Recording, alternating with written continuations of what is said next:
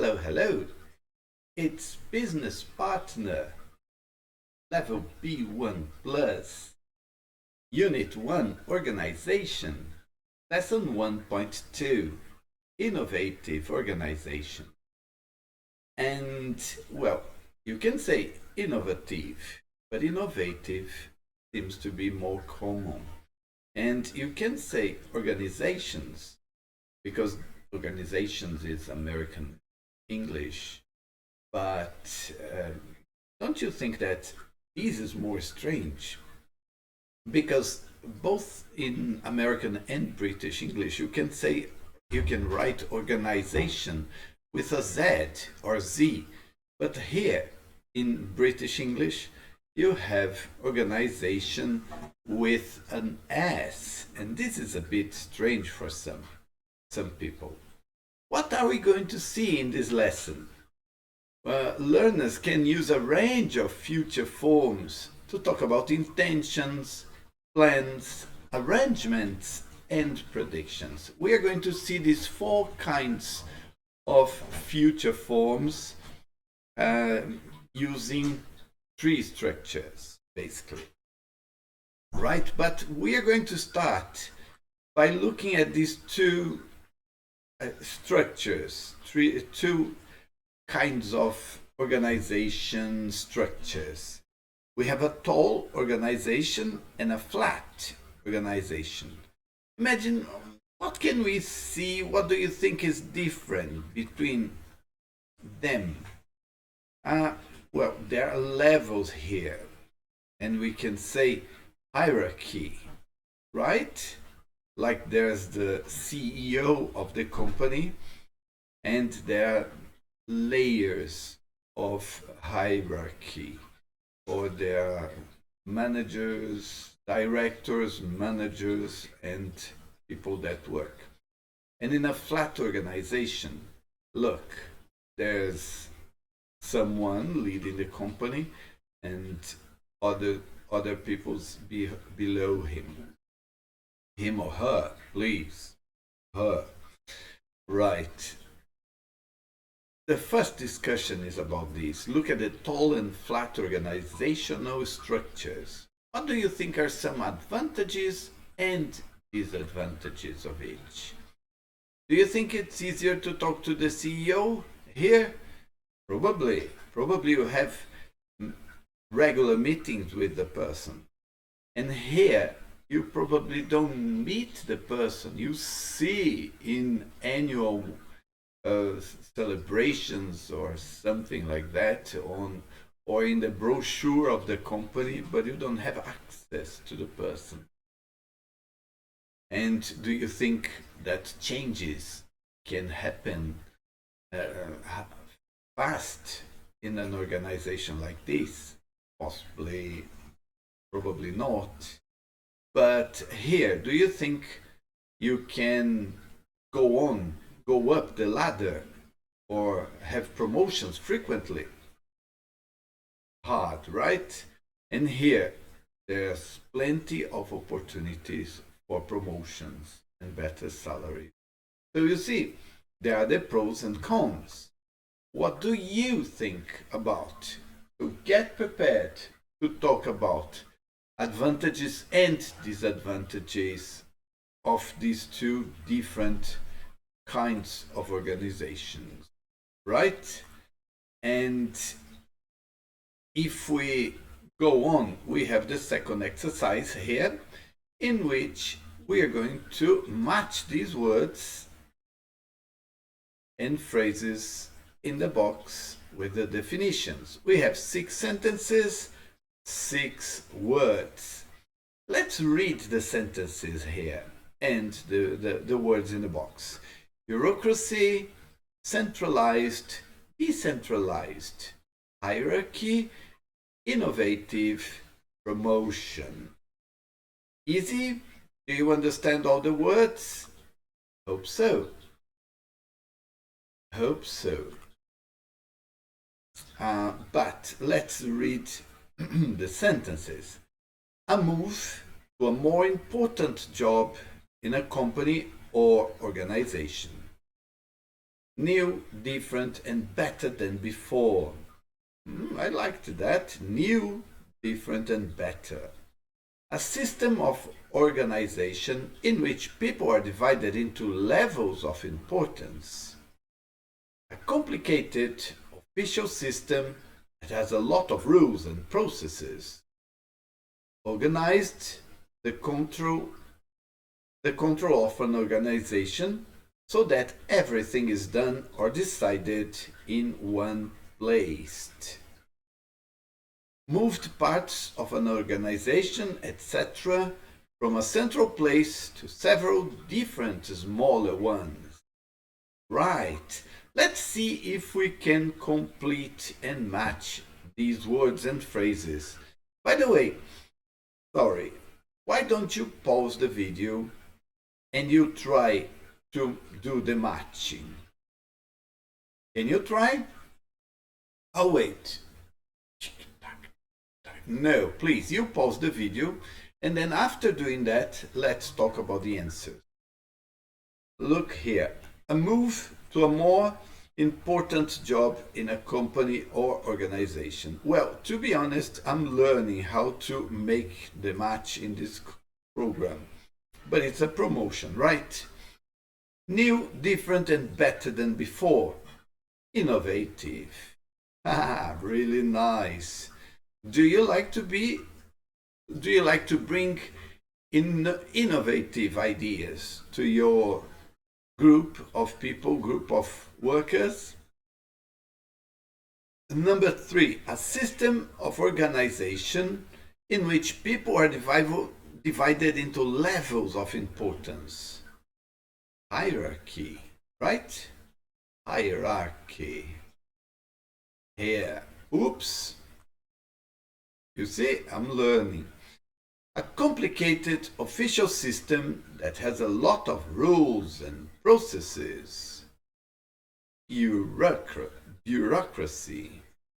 Let's see if I can. Whoa. It should get dark. Yes, I'm learning. Organized, the control of an organization so that everything is done or decided in one place. One place, centralized. And the opposite, decentralized, right? Several different smaller parts to decide. Moved parts of an organization from a central place to several different smaller ones. Decentralized. Right? Let's take. Are we right? I don't know. I'm so anxious. Yes, everything is correct. Let's clear. And then let's see. Right? You have here. If you want to do a print, bling, and you have all the answers. Well, we have some extra ideas here on page 126. And I'd like to share them with you. Let's take a look at them, right? Page 126 here. And this is it. Tall organizations have lots of management levels. There is generally more bureaucracy, and decision making is low and centralized in the top levels of the hierarchy. Top-down decision making. A criticism of tall organizations is that they are slow to innovate and therefore are less competitive. They are less competitive. However, there are also many opportunities for promotion. Large complex corporations with a lot of staff are typical examples of tall organizations. Flat organizations are less hierarchical. There are few levels of middle management. Decision making is more decentralized and therefore quicker. The lines of communication between staff and senior managers are more direct and two-way, top-down and as well as bottom-top. Flat organizations are said to be more creative and innovative. However, with fewer management levels, there are fewer chances of promotion. Managers can have more responsibilities and stress. Startups with fewer staff are typical flat organization. Wow, interesting, right? I really liked that. Very nice, so let's move on. And then we have here part 3, because we have already done part B, but we can get prepared. Look, can you use any of the words in exercise 2A to talk about the organizational structures in exercise 1? So can you use these words to describe tall organizations and flat organizations? Get prepared for that, because in the live lesson we are going to go further in this discussion. All right? Yes, because the idea of this video is for us to understand what we are going to discuss in the live lesson. The objective of the live lesson is to speak about these different organizations, where you would like to work at, where do you actually work at the moment, what kind you prefer. If you had your own company, how would you establish the lines and of management levels and so on. We have a listening exercise here, the next one, and I liked it very much. But why? Because it talks about two real companies, WL, Gore, and Zappos. What? Different names, right? We have these two company profiles, WL, Gore, and Zappos. Do you think they're likely to have flat or tall structures, and why? Let's take a look at the companies, the profiles, and see if we can compare them to what we saw in the beginning of the lesson. The CEO is Terry Kelly, the sector is manufacturing, and the number of staff is over 10,000 people. Well, if we saw that larger organizations would have a taller structure, we would say that it could be a vertical one, right? A tall organization. We could say that. But is it the case? Well, I could say that, I could guess that. And we are going to listen to a radio discussion with Janet Wood, an organizational consultant. She's going to give us answers. But by looking at this, we could guess that, right? We are going to talk about that during the live lesson, of course, but as you're watching the video, you would know the answer. But has this name rang a bell? Do you know this expression? It doesn't ring a bell. It's, well, I don't have a clue about that. But if you see Gore, don't you remember of anything? Well, actually, I have here my raincoat. And let me show you something.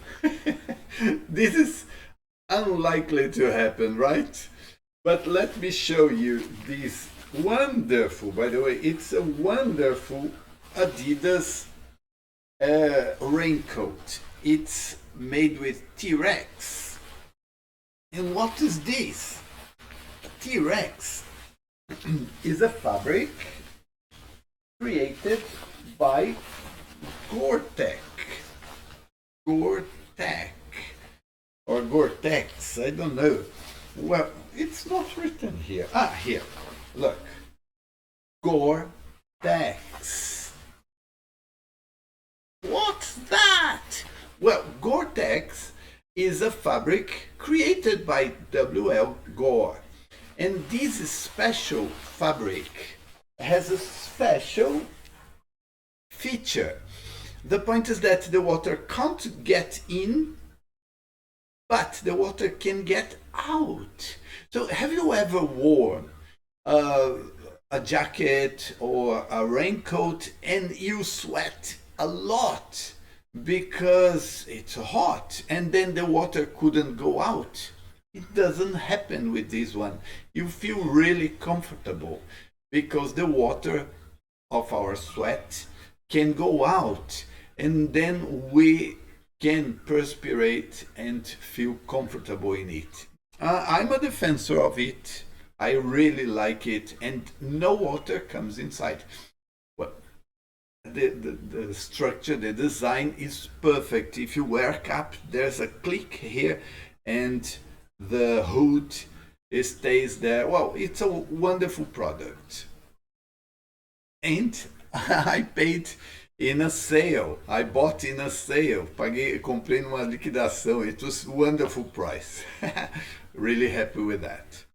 But so now, as I said something about the company, there's the other company. Zappos is an online shoe and clothing company, store. Look, online shoe and clothing sales.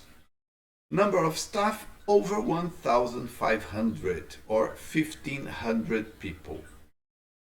It was founded in 1999 and is based in Las Vegas, USA. In 2009, Amazon.com acquired Zappos for about $1.2 billion, but lets it operate as an autonomous subsidiary. Well, tall organization, flat organization, what do you think?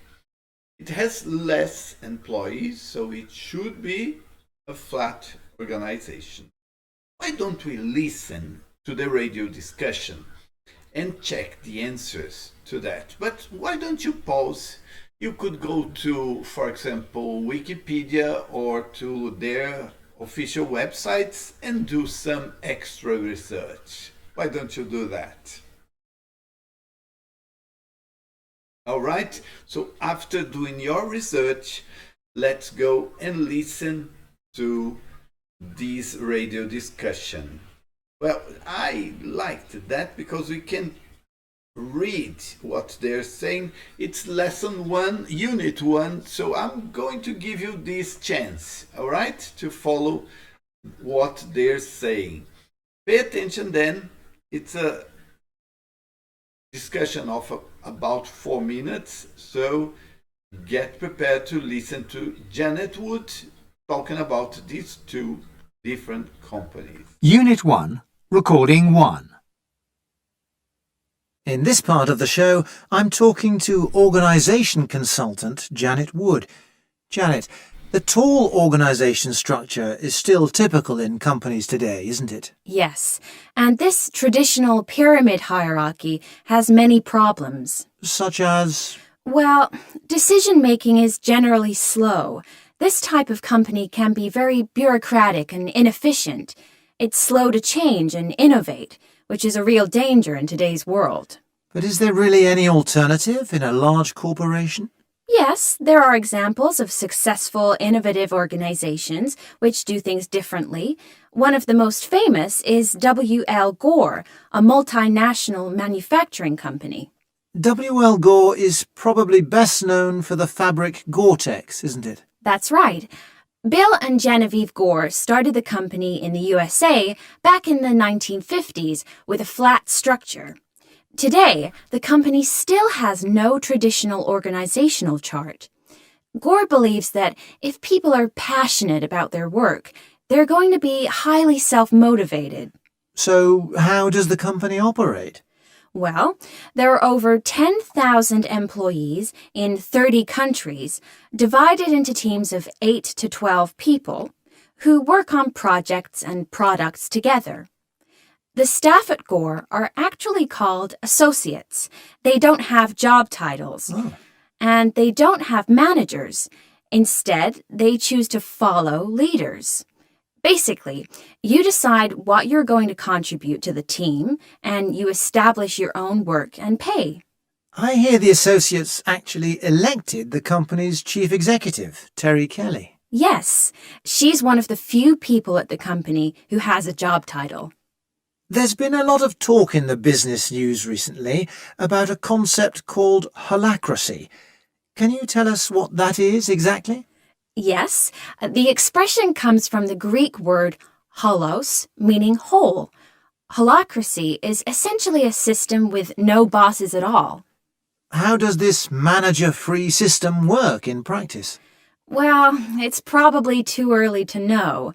Just 2 years ago, Zappos, the U.S. online shoe and clothes store, which was started in 1999, introduced holacracy. Now, all the functions of the company have been delegated to teams called circles. Zappos has about 1,600 employees distributed among some 500 circles. Each circle has a lead link who has a similar role to a project manager. Does this person, the lead link, decide who does what tasks? No, circle members decide their roles and responsibilities in meetings. Larger teams have circles within circles. Staff can either start a new circle or join a circle depending on the type of work they'd like to do. Sounds complicated. Yes. The CEO of Zappos, Tony Hsieh, says it could take another 2 to 5 years to complete the transition. In fact, Zappos has a training session next week called a culture camp, and I'm flying to Las Vegas tomorrow for that. I'm sure that's going to be a very interesting experience. Janet, thank you for coming into the studio today. Well, how did you like to learn more about these two different companies? I liked very much because it was surprising how they started, how they work, and so on. And this one was vertical, and now they're changing into a flat structure. Wow, crazy. Very, very nice. So, we are going to talk more during the live lesson, but do you think they're likely to have flat or tall structures? And why? Can you remember? Obviously, you can pause the video and go back and watch again and listen again to the radio program. But now we have exercises 5 and 6 that work on comprehension of this radio program. Let's go and listen to it. Let's go and talk about that. It says listen again and decide if these sentences are true or false.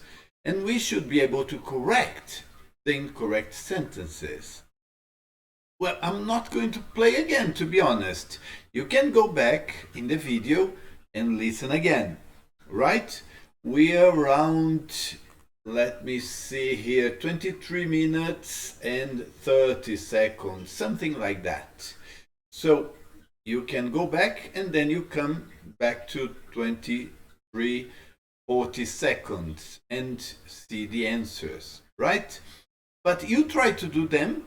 The sentences, we have here organizations with tall structures can change and innovate fast. Oh, come on. We don't need this radio program to know that it's really hard to change the structure, right? How it is. And so it's false. Organizations with tall structures can be slow to change and innovate. Like Zappos is taking from 2 to 5 years to make this change. Bob and Genevieve Gore started their company in the 1960s. Well, it seems that it was in the 1950s. And I would say something. Bob, his name is William. I know that Williams are called Bills, not Bobs. but maybe Bob's as well. I think they said Bill in the radio program, isn't it? Employees voted to decide who should be the CEO of Gore's. And that was actually true. Interesting, right? Interesting.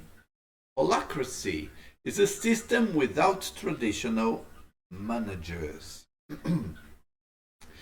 Yes, that's true. No traditional managers. Does this term holacracy come from holistic? Maybe. Let me see if I find in the dictionary holacracy. I'm afraid they don't have at the Oxford Dictionary. Holacracy. Let me try at the internet. Holacracy, you're not part of a machine, you work challenges. Holacracy é um sistema organizacional no qual a autoridade e a tomada de decisão é distribuída a uma holarquia.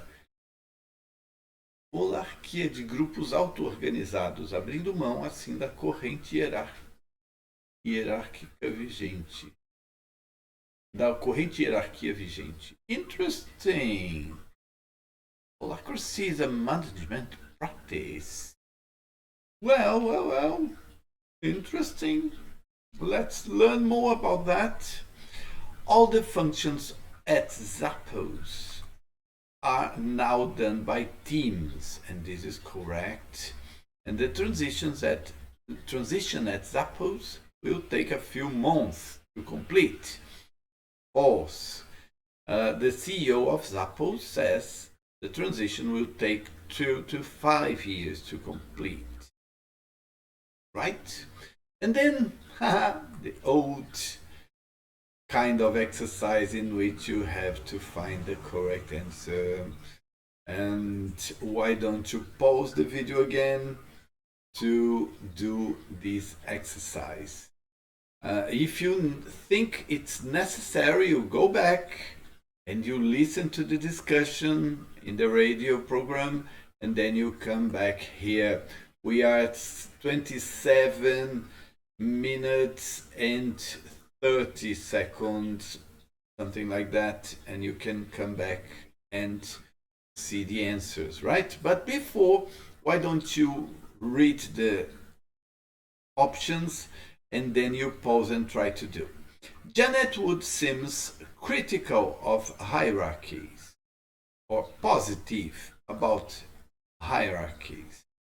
She's skeptical about flat structures. What's the meaning of that? Skeptical. She doesn't believe, right, in flat structures. Which statement about W.L. Gore is true? There's only one. Employees work in teams of 30. Staff are called associates, or nobody in the company has a job title. 3. Which statement about Zappos is true? Only one. The company started 2 years ago. Oh, come on. Staff work is about 500 teams called circles, and the lead link of a circle decides what everyone does. What do W.L. Gore and Zappos have in common? Senior executives are elected by the employees. Any member of staff can start a new project team, or staff decide their own roles in a team. Let's just take a look here and see. Janet seems critical of hierarchy. Which statement about W.L. Gore is true? I would say that staff are called associates. Ta-da! Let's move on to 3. Which statement about Zappos is true? Staff work in about 500 teams called circles. If they have 1,500 people and each circle has 12 people. How do they have 500 circles? I didn't understand this part really well. Can you tell me? Can you explain that to me? I'm really curious to learn how it would work. What do WL Go examples have in common? Staff decide their own roles in a team, right? So this is it. Look, you can really go back and listen to the audio. What do we have here? This is perfect for the live lesson. Work in pairs. How would you feel about working in a flat organization with few or no managers? Do you think it would be positive for you? Do you think you could learn a lot? Don't you think that managers can be like mentors, helping you go up or grow as a person and as a professional? I don't know. You tell me. Let's talk a little about that. I really liked the idea. Well, I think that it can depend on your personality, our personalities. Some people will enjoy the creative freedom of the boss-free environment.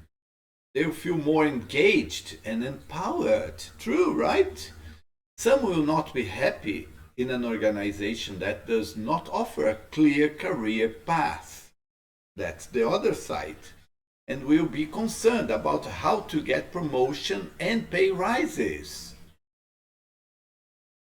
Completely manager-free companies are the extreme version of a more general recent trend to flatten out management hierarchies. In flatter hierarchies, the remaining managers can have much more responsibility and work. So be careful of saying or telling that a flatter organization is necessarily much better than a taller one, right? But let's just take a look at this extra activity, because it seemed to be very positive for me on working on this vocabulary. So we are not going to do this in the live lesson. So you can work on this with me to learn, to practice the vocabulary. It can be really positive, and then we can get or understand these terms really well. But if you think that it's not necessary, you can jump to the future, you can jump some minutes in the video and move on to the next exercise that is going to discuss grammar and the future. But what do we have to do here? Complete the extracts from the program with the words and phrases below. We have these sentences in the radio program, and they are completed by these words: bureaucratic, decision-making, delegated, fabric, job title, join, organizational chart, and successful. So well is generally slow. In a taller organization, the decision-making is generally low. My capacity of putting these correct words, the words and phrases in the correct place is also low. This type of company can be very and inefficient. Oh, can you say that about big companies like Citibank, Itaú? Can you say that about Coca-Cola? They are large companies, but can you say that they are inefficient? I don't know. Bureaucratic. Taller organizations tend to be more bureaucratic. There are examples of innovative organizations which do things differently. There are examples of successful innovative organizations. successful. I want to be successful in putting the answer in the correct place here. Number 4. Gore is probably best known for the Gore-Tex, isn't it? And I showed you Gore-Tex. Fabric. What's the meaning of fabric? Fabric is the kind of thing in which clothes are made of. Tecido. Não é tuxedo. No, tuxedo is fraque, ou como é que chama? Eu não tenho, então não lembro. Sorry, what's the name of that kind of clothes? Tuxedo is... aquele, não é terno, é uma coisa mais chique que terno. I forgot it. I'm sorry for that. Sorry. Today, the company still has no traditional organization chart. Wow, and it's a big company, right? And this is the place. Yes. She's one of the few people at the company who has a job title. This exercise is nice, right? Not nice to do during the live lesson. No, it's not a waste of time, but it robs time for speaking. But I like it. Now all the functions of the company have been delegated. Are you good at delegating things or tasks to others? Or do you think that se você quer uma coisa bem feita, faça você mesmo? Imagine that. No, please, you have to learn to delegate things. Like now, please, can someone answer the phone? Staff can either start a new circle or join a circle. Interesting. Really interesting. Let's check. Yeah, I'm right. I'm so happy. You can pause and read again the sentence. Okay? This is a nice way to learn how to use this vocabulary. Right? And really, I'm really curious to learn more about your point of view on the kinds of organizations you would like to work at and you would feel comfortable and so on. But now let's give some attention to grammar. We have here these 4 extracts from the conversation, from the program. You decide you were going to contribute to the team. Suppose has a training session next week. But it's next week and it's present simple. I'm flying to Las Vegas tomorrow.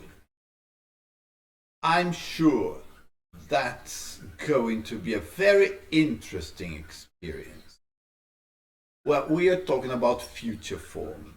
Present simple, present continuous, and we're going to talk about the future.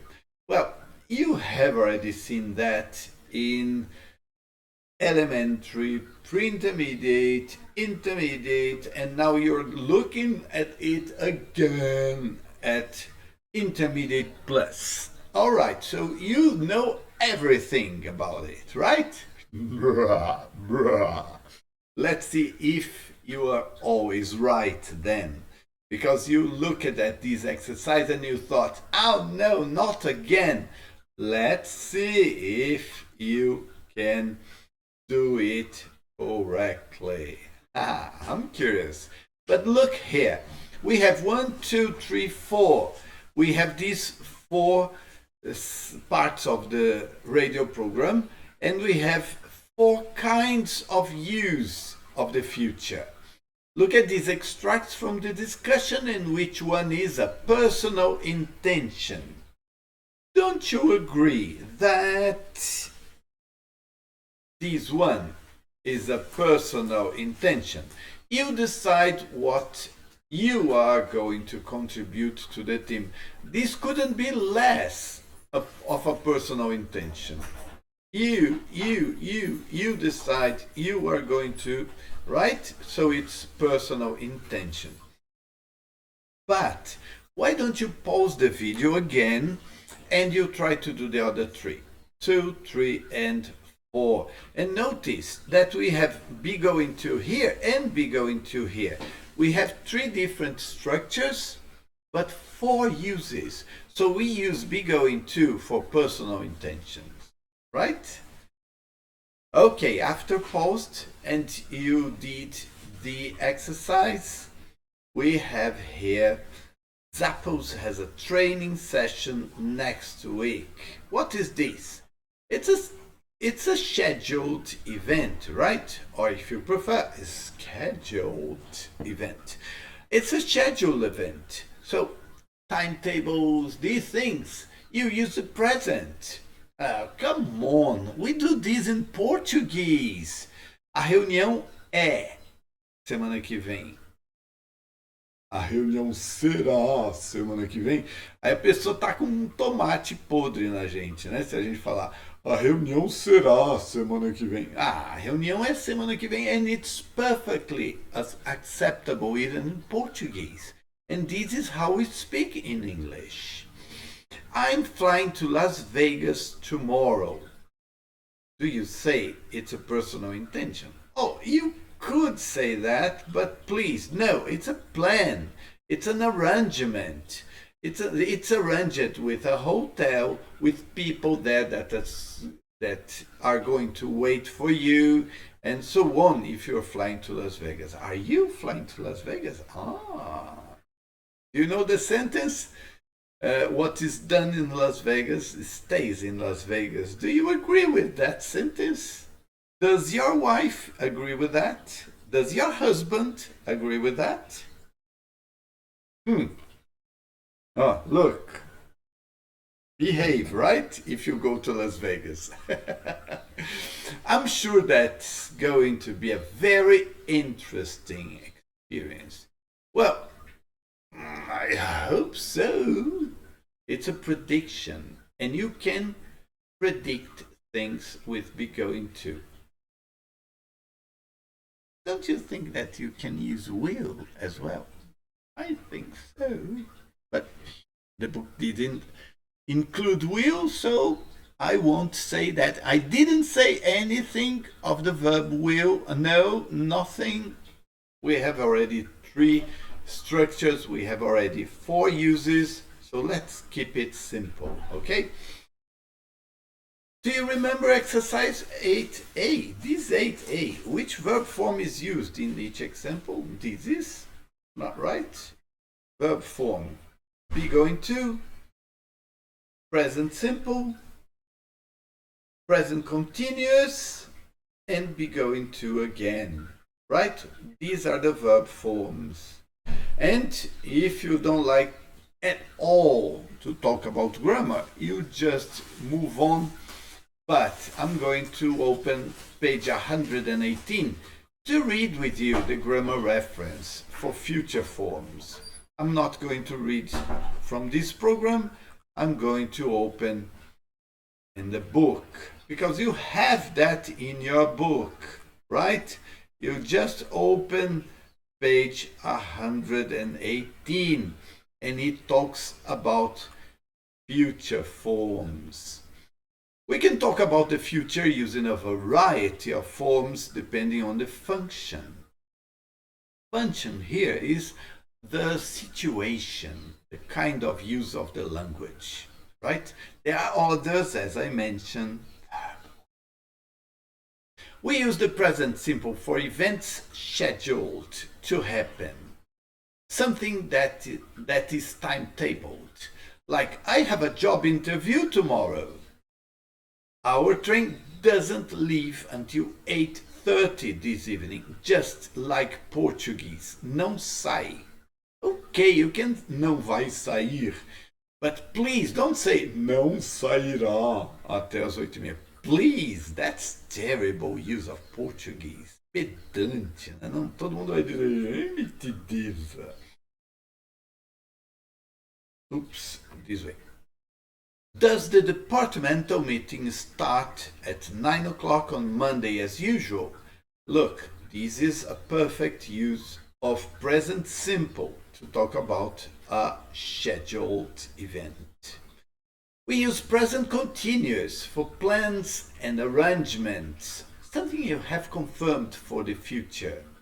This often involves other people. It's really nice. I'm visiting the suppliers tomorrow. They know about your visit, right? Or it's already arranged. He's on holiday, so he isn't coming for the meeting on Friday. Everybody knows it's arranged as well. His plan is to be there by the beach, having a lemonade. Lemonade, me engana que eu gosto. Are you having a leaving party next week? Tadinho, vai deixar companhia. We can use be plus going to plus infinitive in two different ways. Talk about personal intentions, something you want to do. I'm going to get to the office early tomorrow.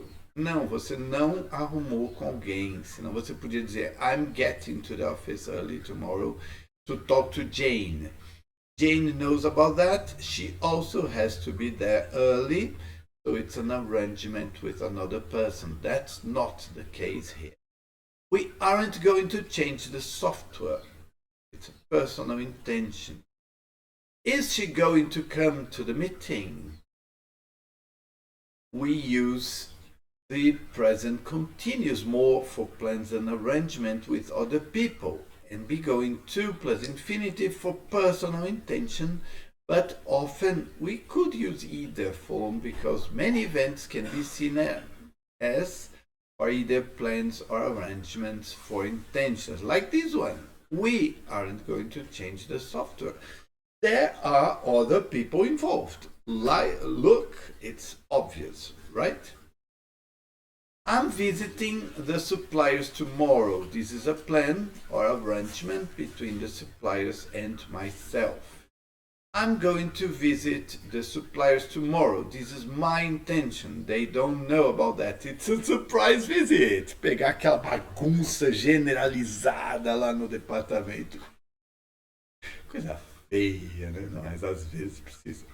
I'm going to get to the office early tomorrow. This is my intention. I'm getting to the office early tomorrow. This is not correct because it's not a plan or arrangement. It would be an arrangement if you said I'm getting to the office early tomorrow to talk to Jane. E se fosse com a Joana também? You understood, right? But we also use present or future with be going to talk about predictions when something is probable or likely to happen, something you expect to happen. It's very good. I think he's going to get promoted soon.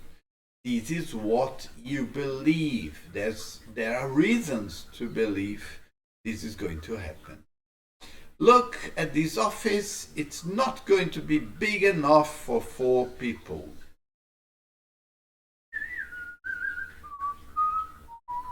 You know that song from Westerns? Esse escritório é pequeno demais para nós 4. And then there's room for 3. Oh no, please move to a bigger one, you 4 guys. She does a great job. I'm sure they're going to make her chief executive. Oh, this is a nice prediction, right? They're going to make her chief executive. I'm happy for her. Are you happy for her? Good. So these are some uses. Come on, obviously. When I read the grammar reference, when you read the grammar reference, you can pause, think, meditate, try to create sentences connected to your life, because this is what we are going to do during the live lesson. We are going to try to create personal intentions and sentences with personal intentions, plans, arrangements, fictions, scheduled events, right? So this is very important, because when you see yourself in that situation, you learn more, you record more. But was it too easy?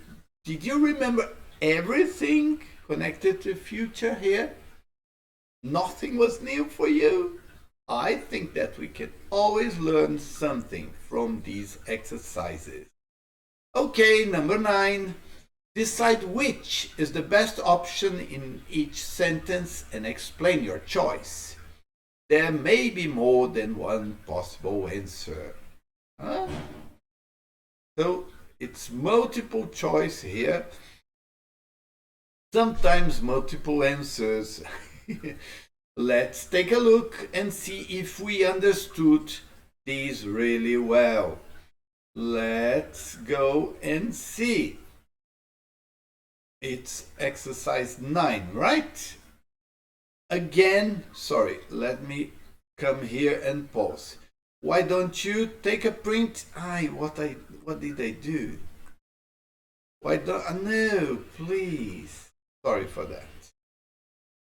Why don't you take a print of the page? Why don't you pause the video and try to do the exercise? Again, right? I'm going to play and you should play now and see the answers. Let's take a look. Why am I giving you the answers? Well, 1, because I believe that you paused the video and you have already done the exercise. 2, because I believe that we are saving time of the live lesson to do a lot more of speaking. There are some principles here in these sentences that we are going to discuss and try to bring to our personal lives. And then it's going to be really positive, because we can think about our lives as and use that. Look, what time the first flight on Sundays? It's a scheduled event, right? So a scheduled event should be present simple.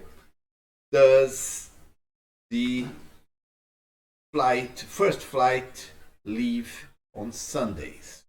Is going to, is leaving, not applicable. No. When I get more free time, this is really a personal intention, right? So I am going to join a gym, because it's personal intention. Take a look at 3. He can't remember what time the client tomorrow. It's a plan or arrangement, right? Because the client is involved. So is visiting. Can it be option C? Well, yes, it can. It's also possible if viewed as an intention and the speaker doesn't have a fixed arrangement with the client. Aha! So letter C could be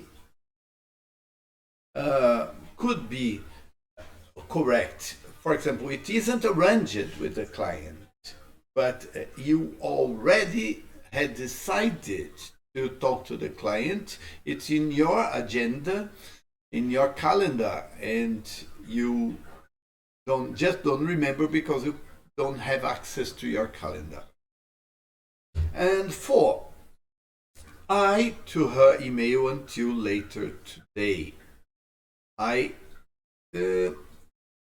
It's an intention, right? It's a decision not to reply until later. So if it's a personal intention and not going to reply, because we use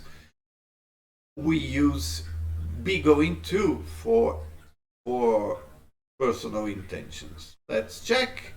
Ta-da! Let's move on, because we have 4 other sentences. We some friends after work this evening.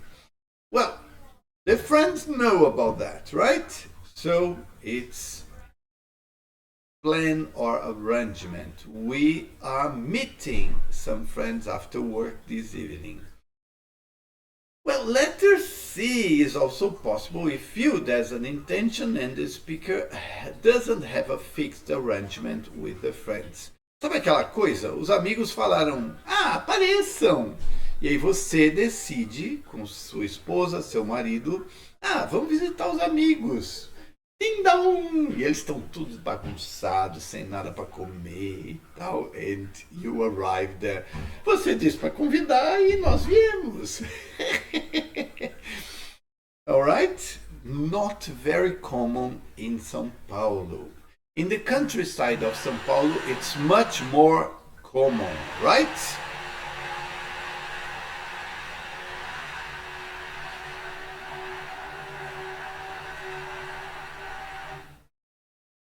Susan hasn't studied all year. Her final exams next week. 6, it's a prediction, right? So it's letter C because it's a prediction. She is going to fail her final exams next week. Também não estudou. The conference until 10 o'clock. But let's get there early. Aê, mineiro não perde o trem. Very good. Scheduled event, 10 o'clock. So, doesn't start. The conference doesn't start until 10 o'clock. There's a lot of traffic in time to catch the train. There's a lot of traffic. Are we going to arrive in time? So it's a kind of prediction. He's asking for a prediction, right? And we are right, we are correct again. Very nice, very nice, very nice. And this is a conversation. Complete the conversation with appropriate future forms, using contractions where possible. There may be more than one possible answer, because sometimes you think about arrangements, sometimes it's personal decision, right? Sometimes it isn't a fixed arrangement with others. And let's see. Hi, Juliana, what time the department meeting start tomorrow? So, what time? Meeting start, it's a scheduled event, right? So it's present simple. What time does the department meeting start tomorrow? So please, you pause the video again, and with everything that we have already studied during this video, you can be able to do this exercise. And pause the video, try to complete all the gaps, and then we are going to see the answers. Okay? Have you done? Really? Sure? So let's go and see, right? Really nice. Let's see. And do I have to write here? No, I'm not going to do it. Does the department meeting start at 10 o'clock as usual? But I think I be about 15 minutes late. It's a prediction. I think about the future. It's a prediction. I'm going to be about 15 minutes late. I have the dentist's appointment. 3. You be able to talk after your trip to the dentist. It's a prediction. Are you going to be able to talk after your trip to the dentist? So because of depending on what's the name, a injeçãozinha ali de oh, you get this mouth like this and it's very hard to speak. Yes, it's just a checkup. In fact, or give a presentation on the company restructuring. So it's a plan or arrangement, right? And then I'm giving a presentation. I'm sure that will be interesting. I would say that, but it's a prediction. Is going to be interesting, right? But is going to be is more. You are showing that you are more sure than will. 6. Move to office outside the city. Is it true? And this is a plan or arrangement. People decided that, and there's this plan. So, is it true we are moving to offices outside the city? Are you anything before the meeting? You know that. So the person can't say anything. So it's a personal intention not to say anything. So I'm not going to tell you anything before the meeting. Well, I write at the front. I don't want to miss anything. It's a promise. It's a personal intention. It's be going to. Right? Oh, we are correct in all sentences. Yes, I didn't do the exercise. I saw the answers. So let's go and listen to the conversation. Okay? How can I play that? Uh-oh.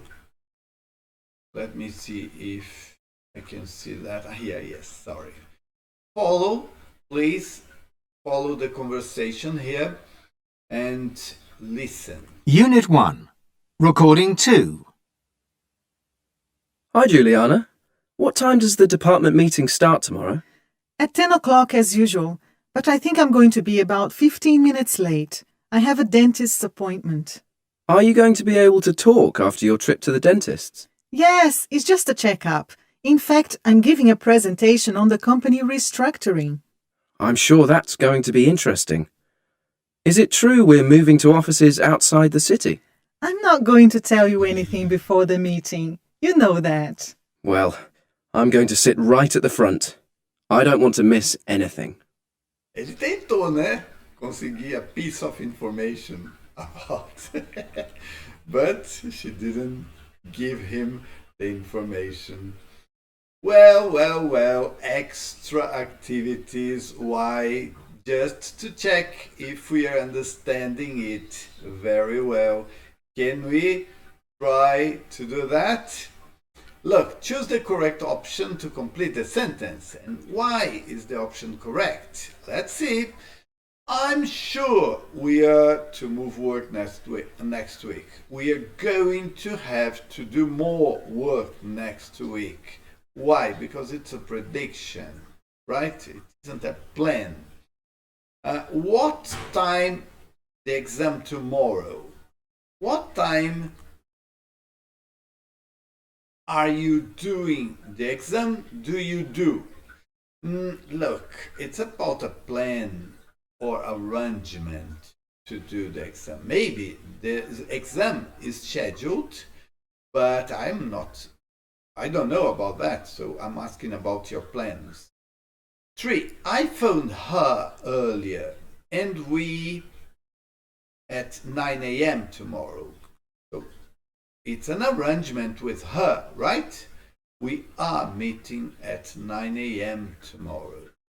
The satellite images show it's a prediction, right? It's the weather forecast, so it's going to rain soon. Then 5. I have to go to the bank now. It at 5 o'clock. It's a scheduled event, right? To close the bank. the bank closes at 5 o'clock. She is for work when she gets to London. Now, please, obviously, you could have paused the video to try to do the sentences every time that I show you. Look, she's for work. She's going to look for work when she gets to London. Where's she going to live before she gets paid? The exhibition until the end of January. It's a scheduled event. Imagine, it's an exhibition. So it doesn't finish. The exhibition doesn't finish until the end of January. It's a scheduled event. He's his boss for a pay rise on Monday. He's going to ask his boss a pay rise. It's a personal intention. If it's a boss's personal intention to accept and give the pay rise, this is what I'm curious about. Right? Right. Here, I really liked that because you have the kind of use of the future here. Right? I talked about these ones, right? So, because of this, I didn't go through these uses of the future. Okay, this was the lesson. After the live lesson, we are going to talk about this. Write an email to a friend or colleague about a real or imaginary trip you have planned for work or pleasure, and write 100 to 120 words. Well, you have to say when and where you are going and how you are traveling there.